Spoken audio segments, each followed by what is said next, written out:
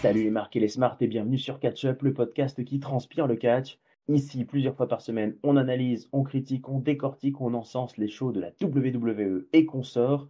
Je suis Raphaël et je suis là pour vous parler de la semaine à cheval entre 2024 et 2025, le Raw du 30 décembre, le SmackDown du 3 janvier, une nouvelle année, une nouvelle ère peut-être pour le catch. En tout cas, je suis accompagné d'une qui n'est pas une nouvelle, c'est une des piliers de Catch Up. Elle est partie pour une nouvelle année, c'est Letty. Comment ça va, Letty? Salut Raphaël, salut à tous. Bah écoute, ça va très bien. Et toi, en cette nouvelle année?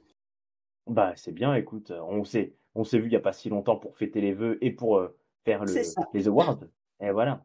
Donc, Eh peuple oui. de Catch-Up, j'espère que vous avez écouté notre émission sur les awards de 2024. On a pris le temps de débriefer cette grosse année. Et bon, on n'a pas toujours été d'accord, hein, mais on a tranché. Ça y est, maintenant, c'est gravé dans le marbre. Les awards ont été distribués. Est-ce que Letty, déjà, tu as été contente de cette fournée des awards? Ou tu as des petites déceptions ou des chouchous? Non, bah, j'étais plutôt satisfaite dans la globalité. Donc voilà, très bien. En plus, on a passé un très bon moment. N'hésitez pas, venez nous écouter. Vous passerez un bon moment avec nous. Voilà. Voilà, avec plaisir, on compte sur vous pour venir interagir et nous donner vos propres tops et flops dans les différentes catégories pour 2024. Allez, on va rester un tout petit peu en 2024, Letty, on va revenir un petit peu en arrière, on va revenir l'année dernière et on va aller assister à ce Raw historique du 30 décembre qui était à Houston, au Texas. Historique parce que c'est le dernier Monday Night Raw sur USA, c'est le dernier avant Netflix et donc c'est le dernier sur un petit format de 2 heures. Donc, qu'est-ce qui s'est passé pendant ce Monday Night Raw? Eh ben, on va faire un petit peu par catégorie. On a ouvert le show, on va parler de l'opener quand même. On a ouvert le show avec le New Day, Kofi Kingston et Xavier Woods, qui, depuis la fameuse trahison sur Biggie, essayent de venir parler à la foule pour s'expliquer. Mais ils sont hués, hués, hués comme jamais. On les laisse absolument pas parler. Et ils sont interrompus en fait par Jey Uso qui débarque par la foule, comme à son habitude, et qui vient un petit peu discuter avec eux, surtout pour leur dire en gros que New Day sucks, New Day sucks. Et ben, le New Day fait comme ils font depuis le début de cette tension. Ils quittent le ring et ils s'en vont. Jey Uso, lui, il n'en a pas fini. Il demande à parler à Drew McIntyre, Drew McIntyre qui est devenu l'ennemi de tous les anciens et actuels alliés de Roman Reigns. Il aura une réponse de Solo Sikoa d'abord par l'écran interposé. Solo Sikoa qui nous rappelle qu'il y a un énorme match qui est prévu pour la première sur Netflix, hein. C'est quand même le tribal combat entre Roman Reigns et Solo Sikoa. Il nous dit que c'est lui qui va gagner, c'est lui qui va être le tribal chief. Et Drew McIntyre arrive sur le ring. Il attaque Jey Uso. Ça passe en grosse baston avec les officiels qui débarquent, qui séparent tout le monde. Une configuration qu'on voit beaucoup, hein, je trouve, ces derniers temps. Enfin voilà, les officiels sont là pour les séparer. Et quelques instants après, on apprendra dans les coulisses que Jey Uso et Drew McIntyre, c'est vendu, c'est signé pour l'Euro sur Netflix. Donc un show qui se remplit limite comme un premium live event. Est-ce que tu as aimé cette intro, Letty? Oui, c'était une intro qui nous vend bien le gros show qui est prévu pour le premier Raw Netflix. On mélange un petit peu les rivalités entre Jay, Solo, Drew qui vient là au milieu. Donc c'était plutôt efficace comme entrée et ça donne vraiment envie de voir ce qui va se passer parce qu'on se doute bien qu'en ayant ces deux matchs-là sur la même soirée, j'ai du mal à imaginer qu'il n'y ait pas d'intervention d'un côté de l'autre, que ce soit dans le tribal combat ou dans l'autre match. Donc vraiment, voilà, ça hype bien ce qui va se passer la semaine prochaine et ça donne vraiment envie d'y être en fait et de voir ce show. Ouais. Bah, le fait qu'il soit sur la carte, ça donne vraiment, ouais, c'est vraiment un Raw qui va être booké comme un premium live event, je pense, hein. Il y aura peut-être bon, il y aura peut-être des petits segments de low card et tout ça, mais enfin, ils nous mettent des grosses affiches à n'en plus finir, puisque bah, ce soir, on va en parler aussi du main event d'une très grosse autre affiche. Ça promet beaucoup de choses. Et moi, j'aime bien, je le disais déjà, ce Drew McIntyre là qui veut juste régler les comptes partout et se venger, donc c'est assez bien vu. Bon, on a commencé la soirée sur le ring entre les cordes par un premier match entre Chad Gable et Otis, un affrontement qu'on attendait peut-être depuis des mois. mais un affrontement qui se passera pas à la régulière, évidemment, puisqu'il y a toutes les factions qui sont de part et d'autre. Ça c'est d'ailleurs parti pas mal en bagarre, hein, notamment chez les filles, avec Ivy Nile et oh bah, Maxine. Maxine, pardon, la pauvre Maxine, je commence mal l'année avec elle. Ça s'est un peu bagarré dans tous les sens et bah, ça a causé forcément des distractions sur le ring. Et c'est Gable qui a réussi finalement à porter son Ankle Lock et qui a fait abandonner Otis. Otis qui avait lui-même essayé de porter aussi l'Ankle Lock. Enfin, il y a eu beaucoup de, de, de changements de domination. J'ai trouvé beaucoup d'alternance de phase entre Chad Gable et Otis. Mais finalement, eh ben, c'est le maître qui a battu son élève. Et c'est ainsi. Est-ce que tu es triste pour Otis? Est-ce que tu penses que c'est le moment de clore toutes ces histoires ou est-ce qu'il faut y aller encore un peu plus avec ces- ces- cette rivalité? Je pense que c'est un bon moment pour arrêter. Euh, voilà, le match m'a pas hyper passionné. Bon après, voilà, c'est un match que j'avais énormément envie de voir, mais comme on l'a déjà dit il y a 5 mois, 4 mois en arrière. Donc là, je trouve que c'était un petit peu retombé. Enfin, Otis est arrivé un petit peu énervé, mais je trouve qu'on était plus dans le feu de l'action. J'ai eu un peu plus de mal à rentrer vraiment dans le match. Il y a eu des bons mouvements. Il y a eu, voilà, c'était quand même, c'était pas un mauvais match, hein, c'est loin de là.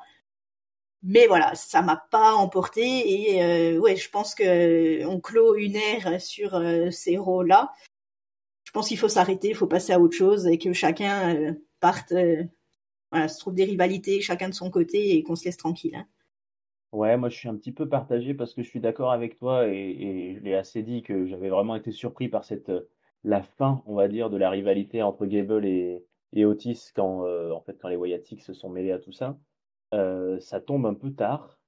Mais si ça s'arrête là, je serais un poil déçu quand même. Je trouve il manque le gros match, comme tu l'as dit. Soit ils nous en refont une revanche, soit ils nous font un peu comme ils ont fait avec les Wyatt, un match tag team à 4, 5, 8 et tout ça, où ça part dans tous les sens. Je trouve qu'ils mériteraient, comme en plus on a avec Otis, Tozawa, un peu des comedy wrestlers, on mériterait un match où il y a plein de trucs, des kendo sticks, des machins, un tornado match, là ça serait vraiment cool, mais je suis pas sûr qu'ils aient envie de donner cette énergie-là. Donc, tu as probablement raison, peut-être que ça va s'arrêter là, mais je pense qu'il manque un petit peu le bonus. Là, ça aurait pu en plus être un match de Noël, puisqu'ils aiment bien faire des fois à Noël des matchs où on se casse plein de trucs sur la tête, des faux sapins, etc. Ça aurait pu être cool là d'avoir un truc vraiment street fight avec tous ces bonhommes-là. Et bah, on verra si ça sera le cas. Mais j'ai été un peu comme toi, un peu déçu du match et un poil déçu que si ça se finit là, moi ça me décevrait un petit peu peut-être. Après, faut voir ce qu'ils vont faire chacun de leur côté, mais ça aurait mérité un peu plus haut, je trouve, dans l'intensité. Oui, un petit peu. En tout cas, j'aime bien ton idée de match un petit peu où on se casse des trucs. Effectivement, ça Ah donnerait oui, peut-être envie que ça continue. Effectivement, on, voilà. on aime ça. Allez, on va faire une parenthèse pour le tournoi intercontinental féminin. Donc, nous avons eu ce soir les deux demi-finales. On va savoir la finale. Et la finale, alors je ne sais pas si tu as vu l'info, il me semble qu'ils ont dit qu'elle a été décalée et qu'elle ne sera pas au Raw du Netflix, au premier Raw de Netflix, justement, pour ne pas diluer trop de contenu en fait le même soir. Donc, je crois qu'elle est reportée, mais à vérifier. C'est peut-être une rumeur que j'ai vue passer, je ne sais pas. Est-ce que toi, tu as des infos de ce côté-là? Non, j'ai rien vu Non. passer. En tout cas, si Ah. c'est pas au premier au Netflix, je pense que c'est pas très très grave. Ça les laissera se reposer. Alors, on a eu donc Dakota Kai contre Zoe Stark, et avec une victoire un petit peu surprenante, je ne sais pas si on peut dire ça, mais en tout cas, la victoire de Dakota Kai, qui a réussi à battre Zoe Stark. Zoe Stark qui était pourtant en pleine forme, hein, la pure fusion collective. On a beaucoup parlé de cette belle faction lors de nos awards. Peut-être pas forcément bien, mais vous irez écouter. Donc Dakota Kai s'est qualifiée et en face, elle l'espérait, elle l'a dit dans les vestiaires, elle espérait bien retrouver sa copine Io Sky, qui devait d'abord se défaire de Lyria Valkyria. Eh ben, c'est raté, c'est l'Irlandaise qui a gagné.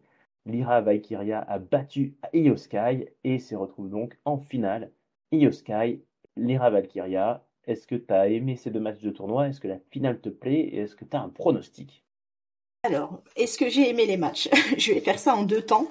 Vas-y. Le premier match entre Zoé Stark et Dakota Kai, je trouve que voilà, bon, victoire surprenante effectivement, mais le match en lui-même était pas si mauvais que ça.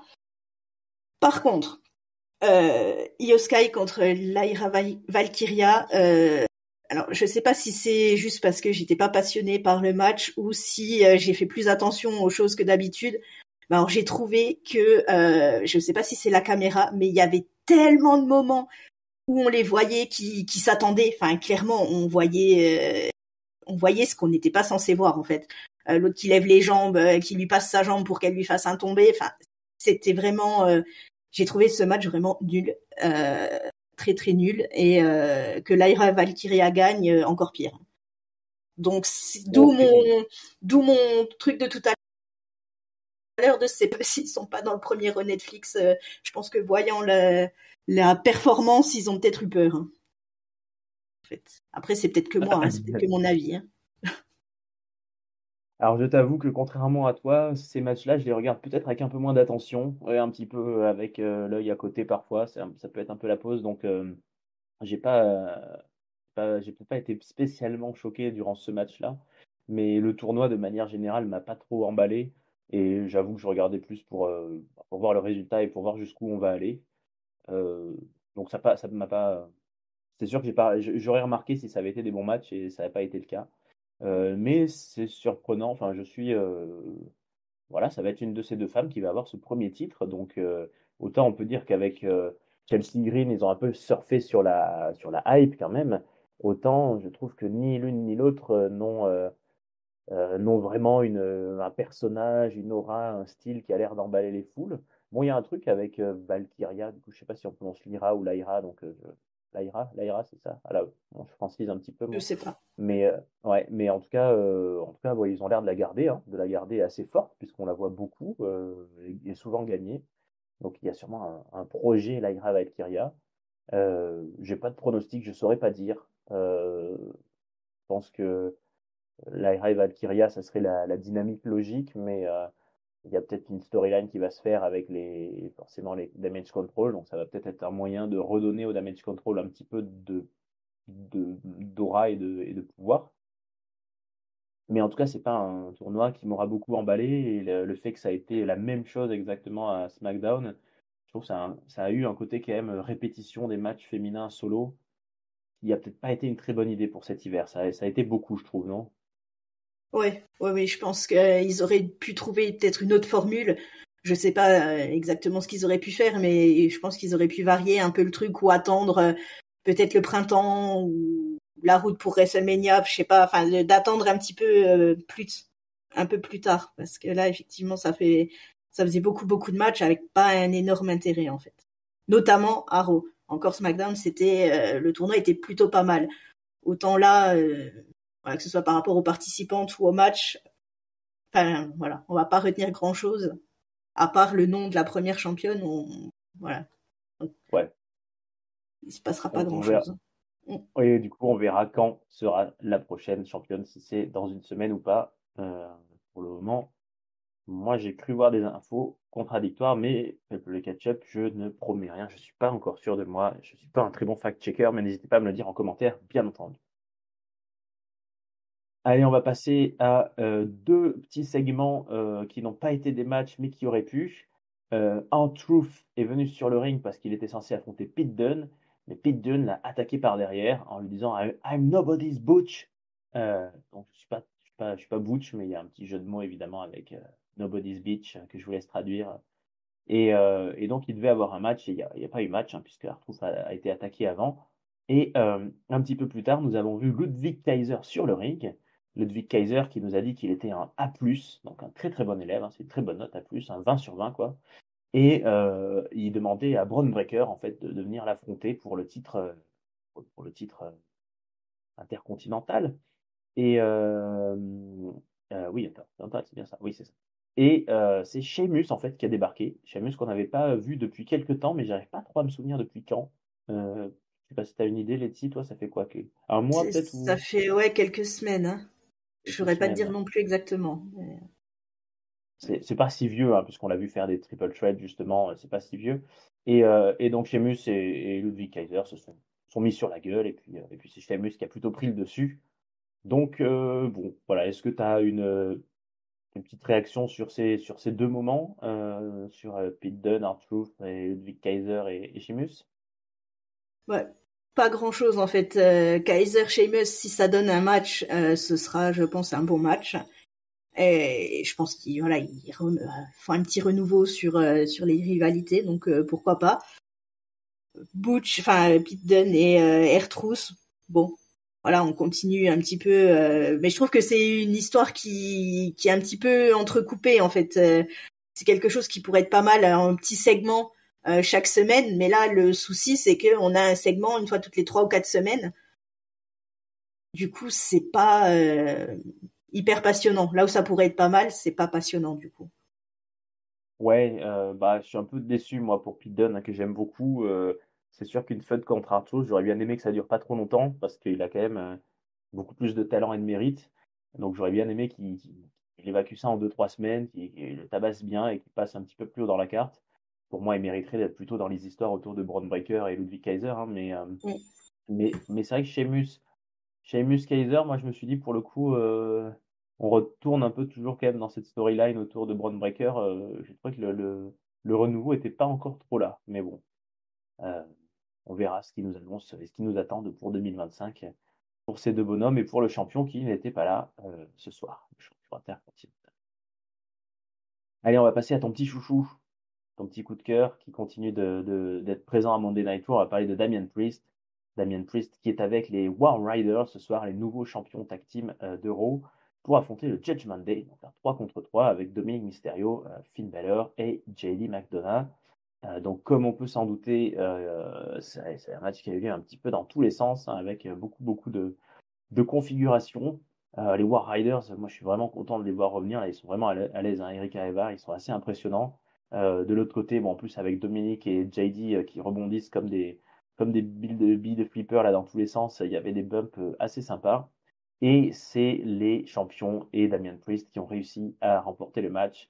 Damian Priest lui-même qui a mis un South of Heaven sur Dominic Mysterio. Bon, Finn Balor très très vénère, hein, qui a essayé de continuer la baston après le match, mais qui s'est fait rejeter par les War Riders. Donc ça continue d'être très tendu chez le Judgment Day. On les avait vus en coulisses un petit peu avant et c'était très très tendu entre Finn Balor et Raquel Rodriguez. Liv Morgan n'était pas là, hein. Elle se prépare, elle a un gros match la semaine prochaine contre Rhea Ripley.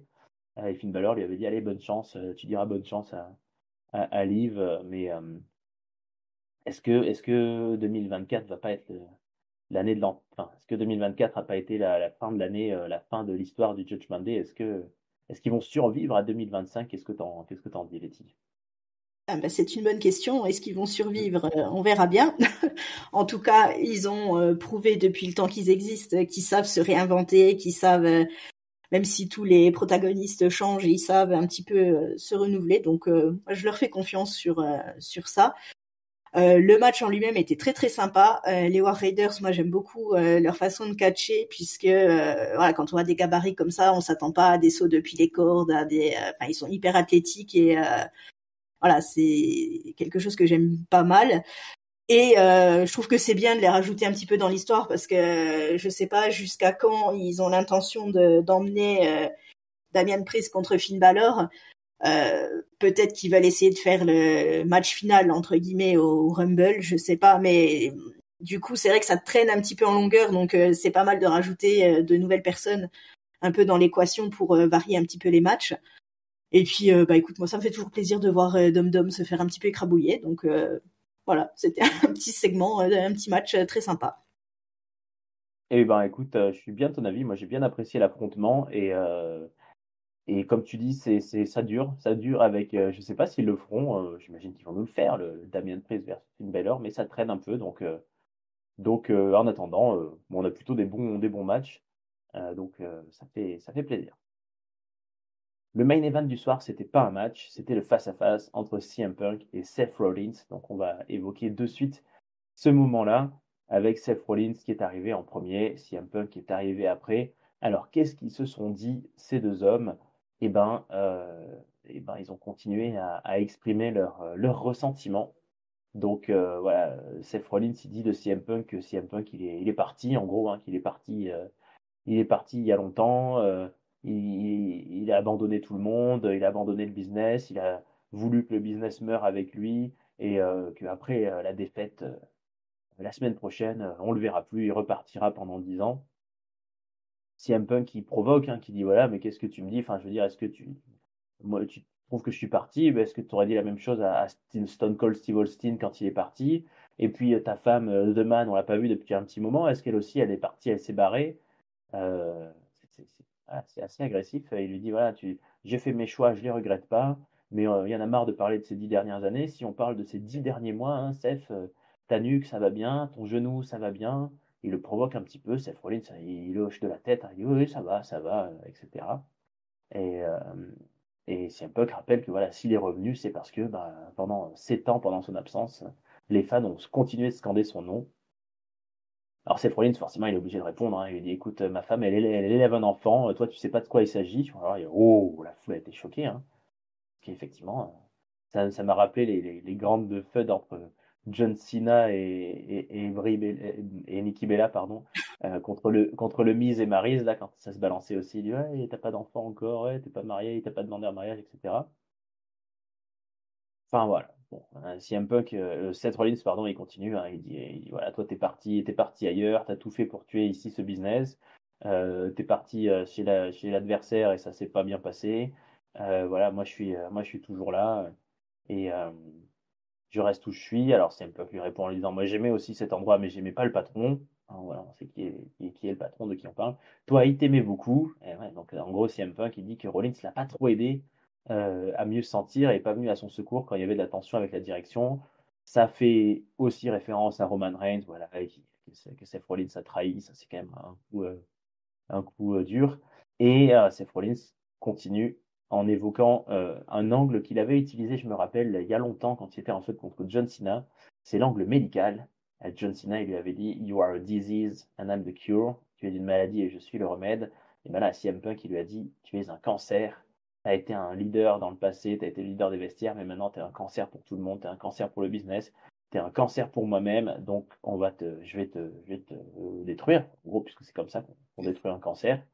Donc voilà, je vais venir la semaine prochaine et je vais te brûler, burn. Et c'est comme ça qu'on finit sans baston, mais en se regardant l'un face à l'autre. C'était tendu, hein. Je crois que là, on a eu des mots quand même très très violents. Qu'est-ce que t'en as pensé, Letty? Allez, quelle tension! La haine Ouais. qui émanait des deux côtés, elle était quand même assez palpable. Moi, j'ai beaucoup aimé ce segment parce que on sent bien toute l'animosité, tout le ressentiment qu'il y a entre les deux. On variait entre des propos un peu plus par rapport aux storylines, par rapport un petit peu au contexte de Raw. Et voilà, avec les petites piques, les petites attaques perso, hein, l'histoire du cancer, voilà, c'est quelque chose quand même que Seth Rollins avait un mot qu'il avait quand même utilisé, une description en interview, même avant le retour de Punk à la WWE, où voilà, il avait quand même parlé de lui comme d'un cancer et qu'il voulait absolument pas qu'il revienne. Voilà, donc le fait de réutiliser ça, voilà, forcément, ça met un petit peu le doute sur, voilà, est-ce que c'est de la storyline ou est-ce que c'est effectivement ce qu'il pense, hein, tout simplement. Euh, et voilà, le regard, vraiment la haine qu'il y avait dans les yeux des deux côtés. Voilà, quel segment pour terminer cette année 2024 en beauté. Bah, t'as raison, on finit l'année là-dessus. Et moi, j'ai trouvé que c'était assez réussi. Déjà, je suis bien content qu'il soit pas parti dans l'affrontement physique, se mettre des poings, des coups sur la tronche. Bon, il est temps que le match arrive. Ça, c'est sûr que c'était le bon moment pour finir. Ça fait quelques semaines hein, qu'ils s'échangent quelques, quelques politesses. Là, on est monté d'un cran, clairement, effectivement. C'est ça qui est fort, c'est qu'en fait, ils tournent en boucle, hein. C'est la même chose qu'ils se disent depuis le début. C'est ah, toi, t'es parti. Ah oui, ben, du coup, toi, t'es vénère parce que quand je reviens, je te prends ta place de chouchou, en gros. Et que les gens, même quand je suis parti, m'aiment plus que toi. Mais voilà, ils le disent différemment et ça monte en tension et c'est bien parce qu'on sent que c'est pas du tout le même registre de haine que CM Punk a eu avec Drew McIntyre, qui lui était vraiment plus dans le je te mets sur la gueule, je t'éclate, je te fais saigner, je te fais pleurer. Là, on est plus dans une question d'honneur, de fierté, de business, de ce qu'on apporte de la legacy, ouais, de l'héritage qu'on laisse derrière soi. Donc, en tout cas, pour moi, la mission est remplie. Ça donne envie de voir le match. Après, l'histoire nous dira, la route pour WrestleMania va commencer à peine. Est-ce qu'il va y avoir un seul match? Est-ce qu'il va y avoir plusieurs matchs avec ces deux-là? Est-ce qu'il va y avoir une longue rivalité? Je ne sais pas. Mais en tout cas, on a envie de voir ce qu'ils peuvent donner et on a du mal à savoir qu'est-ce qui va pouvoir s'en dégager, qui pourra sortir vainqueur de là-dedans. Les deux vont en sortir grandis, je pense. Oui, les deux. Et je pense que, enfin, il y a peu de chances que ça se termine en un match parce que forcément, celui qui va perdre, il va pas laisser passer. Il y a tellement d'animosité, ils laisseront pas passer le, la non-victoire, on va dire. Chacun veut sortir vainqueur de cette feud. Donc forcément, je pense que ça va s'étaler sur quelques temps. Ouais, je pense aussi. On verra bien ce que nous réserve 2025. Letty, est-ce que tu as un top, un flop et une note de ce dernier Monday Night Raw de l'année et le dernier sur USA Network? Eh ben, écoute, mon top, je vais le donner à ce face-à-face entre Rollins et Punk, puisque c'était vraiment parfait, je trouve, comme segment. Le flop, sans trop de surprise, ce sera Lyra Valkyria contre Io Sky, où là, voilà, c'était vraiment nul. Et ma note, je vais mettre quand même un 3,75, puisque malgré deux matchs féminins qui étaient un peu plus en dessous, je trouve que la globalité était vraiment pas mal et j'ai vraiment passé un bon moment. Donc 3,75. Ok, et ben écoute, moi je vais peut-être donner le top au match à Damian Priest et aux War Riders, que je trouvais bien en forme. Et le flop, je vais faire comme toi, hein, je vais le donner pour le tournoi féminin, on va dire, enfin les demi-finales, même si la première était peut-être plus courte et plus intense. Voilà, c'est quand même des demi-finales et on a un petit peu raté cette motivation quoi, pour ce tournoi. Comme tu dis, on attend, tout va démarrer quand il va y avoir une première championne, mais avant ça, il n'y a pas, voilà, comme par exemple Chelsea Green qui battait Bailey ou autre, il y avait une intensité un peu plus, des surprises un peu plus puissante que là où c'était assez plat avec une carte qui était pas incroyable. Et moi, je vais me limiter à 3,25 quand même. C'était plutôt un bon show, mais c'était pas, c'était court les Raw en 2 heures, donc c'était assez léger quand même. Est-ce que tu es prêt à passer à la nouvelle année, Letty? Eh ben, je suis prête. Allons-y, Eh partons ben, pour eh ben, il reste Phoenix, je crois. Allez, exactement. 2025, nous sommes à Phoenix dans l'Arizona. Il vaut mieux y aller en janvier hein, parce qu'il fait chaud dans l'Arizona. Il fait chaud à Phoenix, c'est l'une des villes les plus chaudes des États-Unis. On a commencé celui qui est le plus chaud du moment, hein, qui commence 2025 comme il commence 2024 en ouvrant les shows. Cody Rhodes, c'est notre champion qui arrive. Hein. Voilà, c'est notre champion. Cody Rhodes, voilà, il rappelle un petit peu tout le business. SmackDown est à 3 heures. Voilà, j'ai oublié de dire ça. C'est le plus important d'ailleurs. C'est un SmackDown historique. C'est le premier SmackDown à 3 heures. Il nous dit qu'il est pas clear to compete, hein, comme on dit. Il n'est pas autorisé à catcher. Il n'est pas soigné à cause de Kevin Owens. Mais il nous dit que voilà, il a un match au Royal Rumble, match de l'échelle contre Kevin Owens. Et il est interrompu par Drew McIntyre. Il est interrompu par Drew McIntyre. Et donc là, Cody nous dit: Ah oui, oui, Drew, je sais que tu es là parce que c'est la fenêtre des transferts. Alors, on va l'analyser ensemble, mais cette histoire des transferts entre Raw et SmackDown, c'est un peu flou. Ouais, ok, je sais pourquoi tu es là. Et Drew, il dit: Écoute, déjà, il monte sur le ring, il fait un câlin à Cody Rhodes. J'avais oublié ça, c'est vrai. Il lui fait un petit câlin. Et il lui dit: Voilà, je suis là pour t'aider. Je suis là pour être ton ami. En gros, je suis pas ton ennemi. Parce que, quand même, dans McIntyre, quand on le voit arriver, en général, on se méfie. Et il lui dit voilà que en gros, il dit à Cody Rhodes que tu es sur le point de faire beaucoup de conneries et de faire beaucoup de bêtises, hein, et que je suis là qu'il est là pour l'aider et pour le conseiller. Alors Cody Rhodes, il dit bon bah écoute, moi je pense pas que t'es pas là. Enfin, je pense pas que tu sois là pour m'aider. Je pense pas que tu dises la vérité. Je me méfie de toi vraiment avec tout ce que tu as fait. J'ai plus du tout confiance en toi. Et donc McIntyre, bon, il s'éloigne et il dit Je peux te donner un conseil, tu devrais surveiller tes arrières, surveille derrière toi. Et Kevin Owens arrive, il était là, et il attaque Cody Rhodes par derrière, évidemment, et ça fait grosse bagarre, et les officiels viennent les séparer comme il se doit. Est-ce que tu as aimé cette introduction à la nouvelle année et ce segment de Cody Rhodes et Drew McIntyre qui vient lui dire bonjour? Ils ne se sont pas beaucoup croisés ces derniers temps, ces deux hommes. Et puis, cette histoire de fenêtre de transfert. Alors, est-ce que tu crois que Drew est à SmackDown maintenant? C'est définitif? Ou est-ce que c'est juste que ça flotte un petit peu là avant de se décider? Bah, écoute, je pense que ça flotte un petit peu. Enfin, moi, en tout cas, j'ai pas tout compris au niveau des transferts, puisqu'il est là, mais en même temps, il a un match au Raw Netflix. Donc, ouais, je pense que ça flotte encore un petit peu. Après, le segment en lui-même était pas mal. Je comprends que Cody ait des doutes, puisque voilà, quand on voit tout ce que Drew fait pour se venger de ceux qui s'associent avec Roman, faut pas oublier que Cody était quand même associé avec lui il y a pas si longtemps que ça, donc je comprends sa stupéfaction devant le petit câlin sur le ring. Euh, Après bon voilà, la petite bagarre, les officiels encore une fois. Bon là je trouve pareil que ça part un petit peu en longueur. Le match a été annoncé pour le Rumble, hein, si je me trompe pas. Je pense que voilà, il faut faire durer, c'est long, mais voilà, là j'ai un peu de mal quand ça dure aussi longtemps avec un des deux qui peut pas se battre, l'autre qui passe les chevaux dans sa voiture, c'est un petit peu compliqué, je Ouais, trouve. ça va être long, hein. Mm. C'est un peu ma crainte avec un Cody qui n'est pas occupé jusque-là. Alors, j'en parlerai à la fin aussi, peut-être plus en détail, mais moi, il y a un truc qui est une grosse interrogation, c'est quand même avant le Royal Rumble, on en avait parlé ensemble, il y a un Saturday Night Main Event qui est prévu. Et là, on est déjà le premier show de l'année en janvier, et c'est à fin janvier, donc ça va arriver très vite. Et celui-là, pour le moment, il est zéro booké. Donc, je ne sais pas ce qui va s'y passer.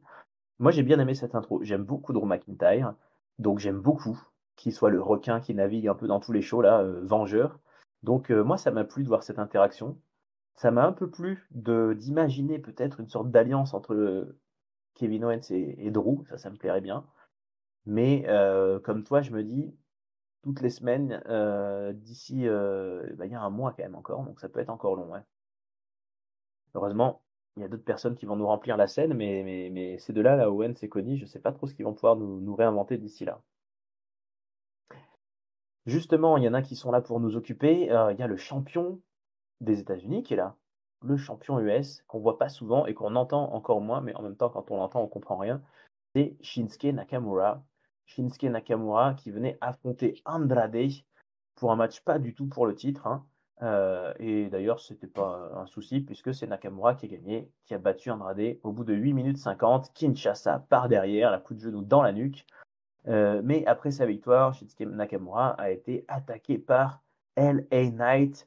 Nakamura a réussi à s'échapper, mais LA Knight lui a dit clairement il est là pour reprendre le titre, il va lui piquer son championnat, il veut rétablir la réalité. Yeah, ça sera lui le champion bientôt. Est-ce que ça t'a plu ce match et est-ce que tu as hâte de revoir Nakamura contre LA Knight puisqu'on ne va pas y échapper? Bah, le match en lui-même était pas si mal que ça. Après, moi, c'est tout le côté LA Knight qui revient là au milieu. Enfin, Nakamura, j'ai beaucoup de mal. Euh, voilà, ça me passionne pas forcément, d'autant plus c'est pareil. Enfin, il a perdu son titre il y a quand même un petit bout de temps maintenant. C'est seulement là qu'il se réveille et que tout d'un coup il revient. J'ai un petit peu de mal avec les trucs qui s'interrompent, qui reviennent 3 semaines après. C'est un peu plus compliqué. Mais bon, le match en lui-même était pas mal. Que ce soit Nakamura ou Andrade, vaut mieux qu'on les voit sur le ring effectivement qu'avec un micro, parce que ce soit l'un ou l'autre, c'est compliqué. Donc, qui se tape dessus, c'est très bien. Et les Knights, j'attends de voir. Mais voilà, ça me passionne pas forcément. Ouais, moi je suis toujours, encore une fois, Andrade, ça fait partie de ceux pour lesquels je suis un petit peu déçu. Il délivre bien sur un ring, hein, ça marche assez bien. C'est un catcheur impactant et spectaculaire. Il lui manque un truc qu'ils n'ont pas réussi à retrouver là depuis sa grande époque de champion US justement. Sûrement un manager ou un partenaire tag team, je ne sais pas. C'est un peu dommage qu'ils servent juste un peu là de bouche-trou. LA Knight qui parle beaucoup au micro face à un Nakamura qui est très silencieux et qui est assez inquiétant maintenant, ça pourrait le faire. C'est pas si mal, je trouve, mais ouais, on sait que les matchs de Nakamura et d'LA Knight n'ont pas été tous très brillants, donc c'est pas ce que j'attends le plus avec impatience, même si je trouve que c'est du niveau d'un titre US, il n'y a pas trop de soucis, c'est plutôt correct. On va passer à un autre gros segment du show parce qu'il y avait d'autres ceintures, enfin il y avait des ceintures qui étaient défendues ce soir. C'était un match entre les nouveaux champions par équipe, DIY, et les anciens champions par équipe, les Motor City Machine Gun, qui ont perdu suite à une énorme fourberie des DIY, dont on se souvient. Ils sont pas contents. Et alors là, c'est toute la scène tag team dans les vestiaires qui est en émoi, puisque en fait les Street Profits devaient avoir un match pour le titre. Ils ont avaient été attaqués dans les vestiaires et c'est pour ça que les DIY ont eu le shot. Donc il y a tout un bordel. Il y a Pretty Deadly qui a dit que c'était les Garza qui avaient attaqué les Street Profits. Il y a Apollo Crews qui est au milieu de tout ça. Donc ça se met un peu sur la gueule dans les vestiaires. Voilà, il y a des bastons. Les Gado del Fantasma, là, les Garza, ils viennent un peu s'en prendre à Pretty Deadly. Ils les menacent. Et par contre, DIY, et on va voir Pretty Deadly et Ali, les gars, écoutez, nous, on considère que vous avez vraiment mérité d'avoir un titre de champion. Mais pour ça, il faut vraiment que nous, on quitte Phoenix ce soir en tant que champion. Et ça, évidemment, c'est pas tombé dans l'oreille de sourd. Et le match entre DIY et les Motor City Machine Gun, qui a duré 10 minutes 53, avec des moves là aussi assez sympas. Hein, ça a pas mal virevolté dans tous les sens. Avec Ciampa, moi, que j'aime toujours beaucoup, avec ses coups de genoux et ses uppercuts, ses clotheslines qui sont assez spectaculaires. Mais on n'aura pas de fin, puisqu'en fait, tout le monde est venu se mettre sur la gueule. En fait, Pretty Deadly a débarqué pour essayer d'intervenir. Les Garça les ont poursuivis. Ça a fini au milieu du ring.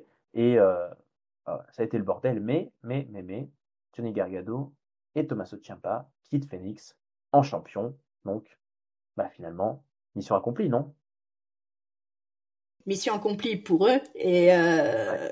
et on voit bien voilà tout ce que ça va donner dans les prochaines semaines. Moi j'aime beaucoup tout ce qui se passe avec les tag teams parce qu'il y a tellement de possibilités de matchs différents puisque chacun en veut aux autres entre les Profits qui se sentent floués à juste titre, les Pretty Deadly qui se la jouent un petit peu filou de leur côté, les gados qui sont pas contents forcément de s'être fait attaquer alors qu'ils ont rien demandé, les Motor City Machine Guns qui veulent absolument récupérer leur titre, et DIY qui se pense plus intelligent que tout le monde en ayant réussi à foutre le bordel là au milieu. Donc il y a tellement de possibilités de matchs différents, que ce soit par deux, enfin un contre un ou en triple threat ou tout ça que j'aime beaucoup tout ce qui se passe et j'ai vraiment hâte de voir la suite parce que je trouve que c'était quand même des gros moments de ce show. Ouais, je suis comme toi, on en a parlé la semaine dernière. En fait, là, c'est clairement le passage à 3 heures qui bénéficie au tag team. Et tant mieux. Moi, j'ai trouvé ça vachement chouette. Il y a plein de talents différents qui se croisent avec des styles différents. Moi, je suis hyper content si on revoit un peu plus les Garza. Alors, je sais que tout le monde ne les considère pas trop, mais moi, j'aime beaucoup Humberto Carrillo et puis son camarade Angel Garza. Donc ça me plaît bien, ça me plaît bien et ça crée vraiment. Là, on voit la division, quoi. On voit les efforts et on voit la division qui est là et c'était plutôt chouette. On va forcément avoir d'autres matchs de toute façon. Est-ce que les Pretty Deadly vont avoir droit à leur shot? Est-ce qu'il va y avoir des triple threat, des fatal four way? Je ne sais pas, mais ça devrait être assez vivant. Bon, toute petite parenthèse très courte. Michin, qui a perdu contre Chelsea Green la finale du titre US féminin, a affronté et a battu Piper Niven ce soir dans un petit match qui a duré 6 minutes 58. Chelsea Green était là pour aider sa compagne, mais sa compère, pardon, mais elle n'a pas réussi à lui permettre la victoire. Donc, est-ce que tu avais un petit mot à dire là-dessus? Non, pas grand chose. Hein. Voilà, c'était un Ouais. petit match sympa, puis je pense qu'on s'emmène, enfin, on s'en va vers un match, une défense de titre. Je pense que Michin, c'est ce qu'elle cherche, et donc Hmm. voilà, on y va tout doucement. Voilà. Eh ben, écoute, en parlant de défense de titre, il y en a eu une belle ce soir. Il y avait Ah une, oui. une défense de titre féminin. Nia Jax affrontait Naomi. Nia Jax versus Naomi. Une sacrée opposition de style. Et c'est ce qu'on a eu sur le ring, hein, avec Bianca Belair d'un côté pour aider Naomi, Candice LeRae de l'autre côté pour aider Nia Jax. Alors, on a eu d'abord un match, on va dire classique, avec des affrontements, des coups de part et d'autre. Nia Jax qui essaye de faire parler sa masse, sa puissance contre une Naomi qui essaye plutôt de passer en dessous, au-dessus, sur le côté, etc. Et puis, tout d'un coup, Tiffany Stratton a débarqué. Tiffany Stratton est arrivée alors qu'elle n'était pas là au début. Backstage, on avait vu Nia Jax qui se demandait où était sa copine.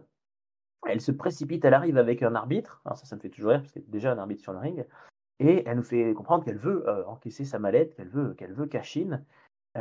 Sauf qu'au dernier moment, pendant que l'arbitre a le dos tourné, elle donne un gros coup de mallette sur la tête de Naomi, qui est encore sur le ring.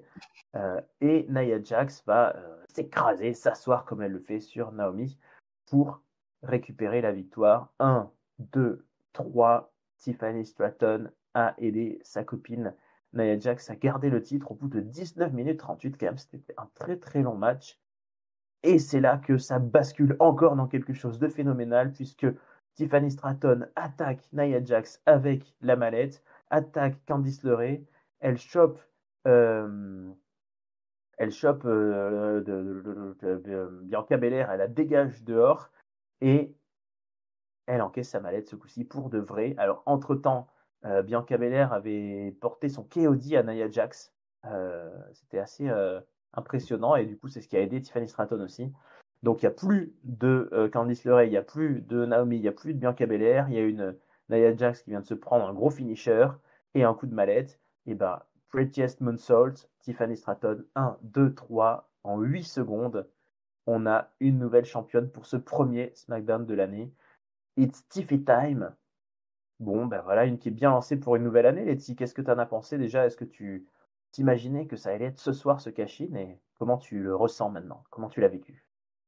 Alors, je m'attendais pas forcément à ce que ce soit ce soir, mais en même temps, on disait les dernières semaines que ça commençait à être long, donc j'étais plutôt contente quand je l'ai vu arriver avec l'arbitre, euh, et j'ai trouvé que c'était vraiment un cash-in parfait.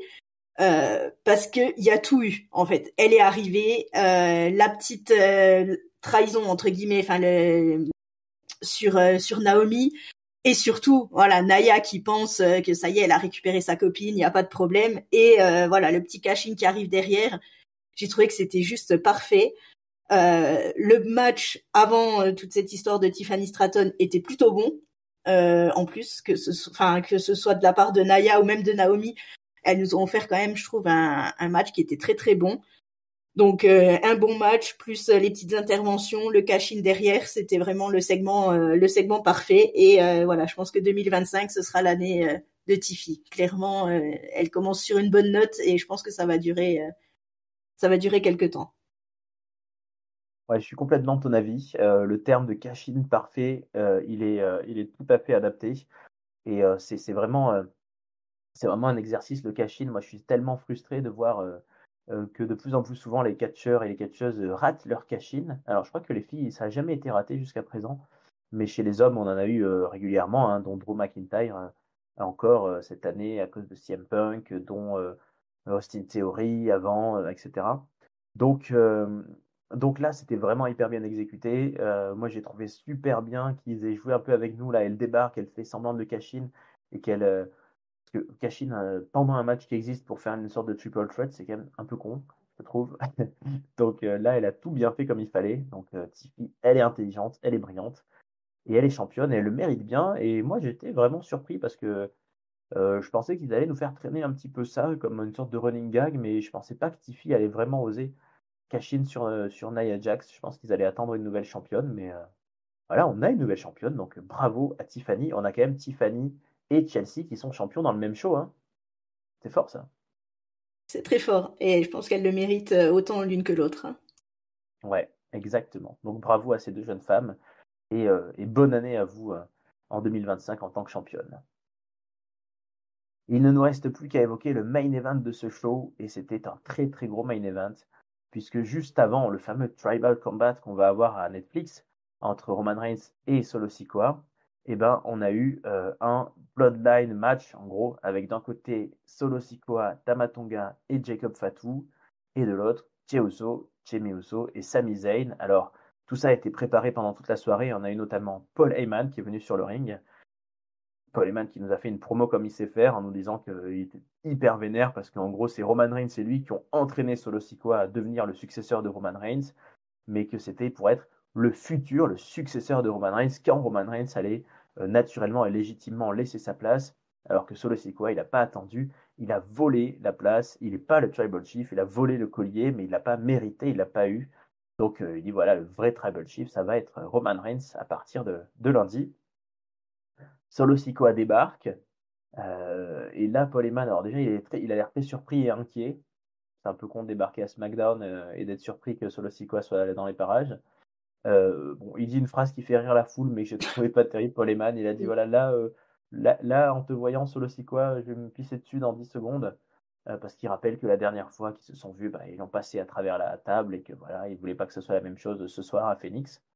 Solo Sikoa prend le micro et il dit écoute, c'est l'heure pour toi, Paul Heyman, de reconnaître la vérité. Alors déjà, tu dois CM Punk, il y a une faveur, une histoire de faveur entre CM Punk et toi. Ben moi, je vais te faire une faveur. Lundi, si Roman Reigns me bat, alors là, c'était voilà, si Roman Reigns me bat, attends. Et Paul Heyman, il dit ah oui, tu reconnais, hein, si Roman Reigns me bat, je le reconnaîtrai comme Tribal Chief, mais quand je battrai Roman Reigns, c'est toi qui me mettras le collier, c'est toi qui me reconnais comme Tribal Chief, et c'est toi qui seras mon wise man. Voilà, et ça sera comme ça. Donc, Paul Heyman, il s'en va. Mais voilà, on a eu, avant de passer à l'analyse du match, déjà ce petit segment, ce petit apéritif au milieu du show était assez convaincant, j'ai trouvé, non, dans la tension et dans l'enjeu qu'il y avait dans toute cette rivalité.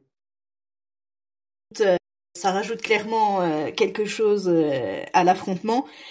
Et moi, j'aime bien le fait de revoir un petit peu Paul Heyman. Voilà, bon, après, comme tu l'as dit, sa petite phrase n'était pas hyper recherchée. Mais bon, voilà, il aurait pu trouver une autre façon de faire comprendre qu'il était impressionné. Mais bon, écoute, pourquoi pas. Et ouais, le côté, voilà, si il me bat, voilà, il se dit quand même, voilà, je reconnais que peut-être, mais quand je le battrai, moi j'ai bien aimé voilà, ce truc-là. Et la tête en fait de Paul Heyman qui est toujours hyper expressif, voilà, où il passe d'une émotion à l'autre, et ça me donne vraiment envie d'être déjà à lundi prochain parce que je pense que ce match il va partir dans tous les sens. Euh, alors ils nous ont annoncé un tribal combat, on va voir ce que ça donnera. Je pense que est-ce que ce sera comme la dernière fois ou est-ce qu'il y aura un petit décorum, un petit quelque chose, on verra bien, mais en tout cas j'ai vraiment hâte d'y être et je pense que ça va être un grand moment. Ouais, moi j'ai bien aimé cette interaction, surtout comme tu dis, pour rappeler qu'il y a un vrai enjeu qui implique plein de monde, quoi. C'est pas juste un contre un, et ça, quel que soit le gagnant, ça va bouleverser l'ordre. Et puis quand même, Solo Sikoa admet que s'il perd, il reconnaîtra Roman Reigns comme son chef. Donc, quelle sera l'issue de ce match? On ne sait pas.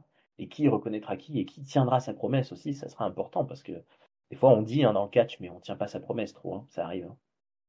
Ça arrive. Souvent. On va arriver au main event donc avec la Bloodline actuelle contre l'ancienne Bloodline, les Usos et Sami Uso. Un match qui nous a duré quand même 22 minutes 38, un gros main event. Comme vous pouvez vous en douter là-dessus, là aussi, on va pas vous détailler tout le match, mais c'est un peu parti dans tous les sens.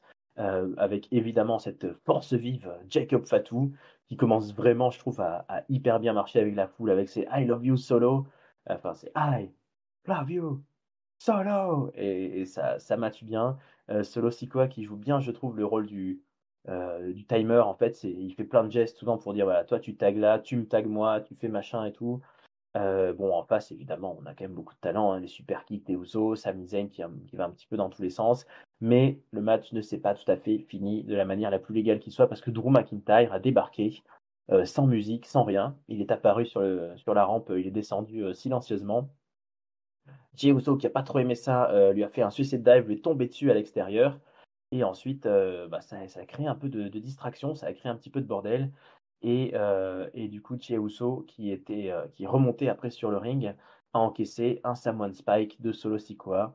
Et donc, c'est la Bloodline qui a gagné. Victoire des méchants, victoire de la Bloodline, de la New Bloodline, au milieu du ring. Bon, clairement, je pense que c'était le résultat qu'il fallait pour que Solo Sikoa arrive à fond, motivé et ambitieux pour le solo face-à-face qui l'attend au Raw de Netflix du 6 janvier. Mais on a eu quand même un bel affrontement, je trouve, entre les deux factions, non? Qu'est-ce que tu en as pensé? Oui, gros match où chacun a pu faire, a pu montrer ce qu'il savait faire. Chacun a vraiment son personnage. Voilà, comme tu l'as dit, Jacob Fatou qui ressort de plus en plus et qui montre vraiment qu'il peut être autre chose que juste le petit toutou de Solo qui reste à côté du ring et qui attend juste d'intervenir comme il le faisait au début.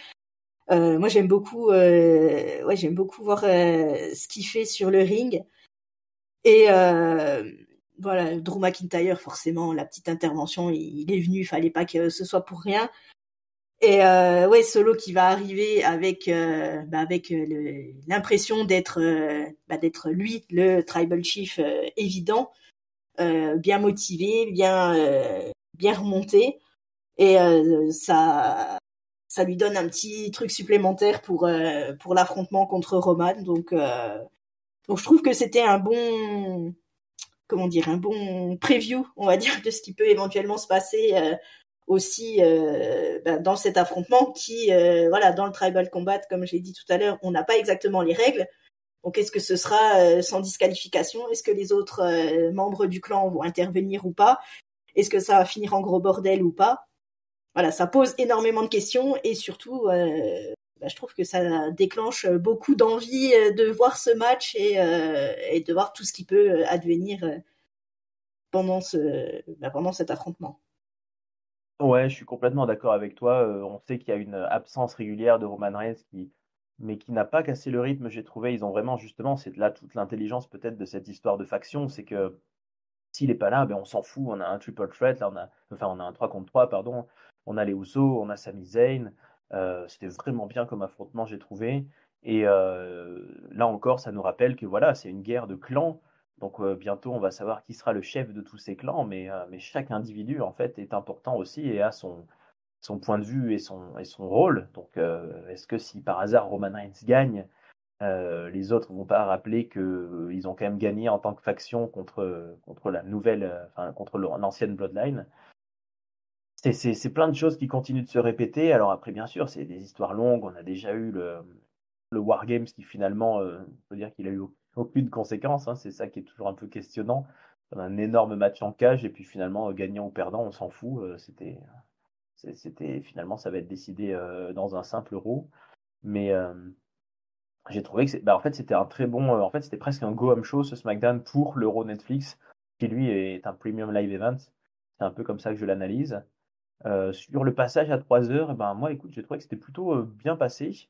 Après, on avait un Raw de 2 heures, donc il faut voir les semaines où on va passer avec deux shows à 3 heures. Ça sera peut-être un petit peu long. Mais j'ai trouvé qu'avec la scène tag team qui a été hyper bien gérée, avec des segments en coulisses, etc., les filles, et puis bon, ce cash-in, voilà, qui nous a bien occupé le milieu de show. On a eu une dynamique qui était plaisante à regarder, non? Oui, on n'a pas vu le temps passer. Après, effectivement, il y a eu des gros segments. À voir comment ça pourra se dérouler sur les prochaines semaines, mais en tout cas, là, j'ai trouvé que c'était plutôt bien réussi au niveau de la rythmique du show. Ouais, exactement. On verra s'ils arrivent à garder ce rythme, mais ils ont le roster pour, en tout cas. Letty, premier SmackDown de l'année et premier SmackDown à 3 heures. Est-ce que tu as un top, un flop et une note, s'il te plaît? Et bien, mon top, sans trop de surprise, je vais le donner à Tiffany Stratton pour ce cash-in qui était hyper bien réussi et voilà, pour tout ce qu'elle a fait sur ce show. Mon flop, alors c'était compliqué de trouver un flop quand même sur le show. Alors je vais le donner plutôt à l'organisation globale, on va dire. Je sais pas toi, mais moi, pendant on va dire la première heure de show, il y a quelque chose qui me dérangeait, mais je ne savais pas quoi, jusqu'au moment où j'ai capté que c'était les tapis bleus qui me perturbaient énormément. Je sais pas pourquoi. Donc je vais le donner à ces tapis bleus. J'ai pas compris l'intérêt. Voilà, les tapis blancs d'habitude étaient très bien. Ah oui, c'est tout nouveau. Le ring est bleu maintenant. Ouais, et ça, je sais pas, ça m'a perturbée. J'ai mis du temps à me rendre compte que c'était ça, mais voilà. Il me faut pas grand-chose, hein, des fois, pour être perturbée. Et ma note, bah écoute, je vais mettre un 3,75, comme pour Raw, puisque c'était pareil, un show qui est passé, qui est bien passé, qui était intéressant, où il s'est passé plein de choses, donc 3,75. Eh ben, écoute, un bon show, moi je suis d'accord avec toi, je l'ai trouvé plutôt réussi. Tout le monde n'est pas de cet avis, je vais donner au passage notre ami de Papy, Papy qui a mis un top au match féminin et au titre féminin effectivement, et il a mis un flop à la Bloodline, hein. Il comprend pas pourquoi il y avait Drew McIntyre et pourquoi il y avait ce main event sans intérêt alors que le reste est sur une autre chaîne et sur un autre show. Il a mis un 2,5. Lui, il a trouvé ça très faible. Eh bien, écoute, papy, nous ne sommes pas de ton avis et pourtant nous le donnons quand même. Tu vois, comme nous sommes élégants à Ketchup, c'est comme ça. On a une sorte de responsabilité les uns envers les autres. Non, moi j'ai trouvé très bon ce show. Très bon, peut-être un peu exagéré, mais en tout cas pour un SmackDown, ça s'est tenu très bien. Les segments micro m'ont globalement beaucoup plu, avec de l'intensité. Le cash-in, j'y mets mon top aussi, top à Tiffy. Mais le main event était plutôt bon. Et moi, je trouve que c'était pas sans intérêt. Au contraire, c'était là pour nous rappeler l'intensité de toute cette histoire. C'est l'avant-dernière note, quoi. C'était juste le jour d'avant. On a une dernière baston de tout le monde. Et avec tout le monde qui se donne corps et âme, même s'ils savent que finalement ça leur échappe, quoi. L'enjeu, il sera dans le main event de Raw. Mais ils font tout quand même pour dominer leurs adversaires. Donc c'était assez émouvant.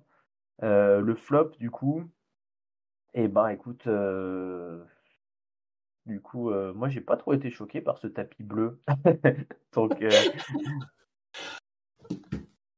écoute, je vais mettre un petit flop à, ouais, un petit flop à la petite blague de Paul Heyman. Allez, Paul Heyman, tu sais faire mieux, mais alors nous dire que tu vas te faire pipi dessus, c'était pas ouf. Donc, petit flop à Paul Heyman. Et bah, moi, je vais monter à 4 ce coup-ci. 4 pour ce show qui nous a bien convaincus, j'ai trouvé. Et qui nous envoie bien sur ce Netflix Raw, un Raw de Netflix. J'en profite au passage, un peu plus de catch-up. Soyez là, parce qu'on a quand même au programme un match entre Liv Morgan et Rhea Ripley pour le titre féminin. On a quand même CM Punk contre Seth Rollins et Drew McIntyre contre Jey Uso. On aura John Cena, puisque ça y est, il avait promis, il débute son année d'adieu. Et on aura enfin ce tribal combat entre Roman Reigns et Solo Sikoa. Donc, on sera là, bien sûr. Peuple de Ketchup, pour commenter. Comme je disais, moi, cette petite surprise pour le moment, enfin, c'est pas une surprise, mais cette interrogation, c'est que on nous parle beaucoup de ce Raw Netflix, on nous parle un peu du Royal Rumble. Bon, pour le moment, le Saturday Night, ils n'ont pas l'air de le considérer vraiment comme un show à booker dans l'immédiat, mais ça va arriver sûrement dès la fin du Raw de Netflix. Donc, on va voir quelle aura la place de ce show au milieu de tout ça. Oui, c'est Eh ben, vrai que écoute, c'est. Letty, ouais, vas-y, je t'écoute, pardon. Mais, non, mais c'est vrai que c'est une bonne question. J'avais complètement zappé parce que là tu parles du Saturday Night, j'avais complètement oublié ce show. Donc ce serait peut-être bien qu'il se pose la question de la carte. Bah oui, nous on se la pose un peu, ou on a oublié effectivement. Je ne sais pas quel aura été leur, leur raisonnement. C'est à voir. Eh ben écoute Letty, merci d'avoir été avec moi pour cette analyse, hein, qui était, comme je disais, à cheval sur 2 années. Donc c'est jamais facile comme exercice, il faut trouver un bon sens de l'équilibre, mais je pense qu'on a réussi, non? Oui, je pense qu'on a plutôt bien réussi. Merci pour cette présentation et l'invitation. Eh ben écoute, avec plaisir. Une très bonne année à toi bien sûr, et en espérant qu'on se recroisera souvent dans les couloirs de catch-up, même si on espère aussi que certains de nos amis qui sont très occupés pourront passer un coup dans les couloirs et dans le studio d'enregistrement, hein. On pense à eux, parce que quand même, il n'y a rien de mieux que de chroniquer du catch, donc je sais qu'ils sont occupés avec les enfants, la vie de famille, mais bon, les pauvres, on pense à eux, Bon, nous on est avec Solo, et voilà. Et bien, un peu plus de catch-up, donc sur toutes les bonnes plateformes, vous nous retrouvez. N'hésitez pas à réagir avec nous sur ce qu'on a pu dire, si ça vous a plu ou pas plu.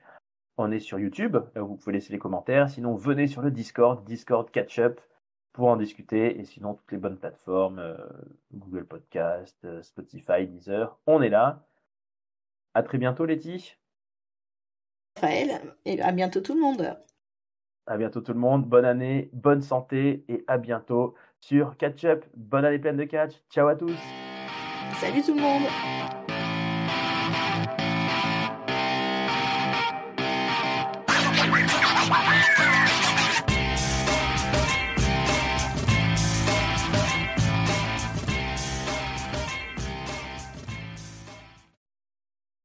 Et bon début d'année à Nia Jax quand même.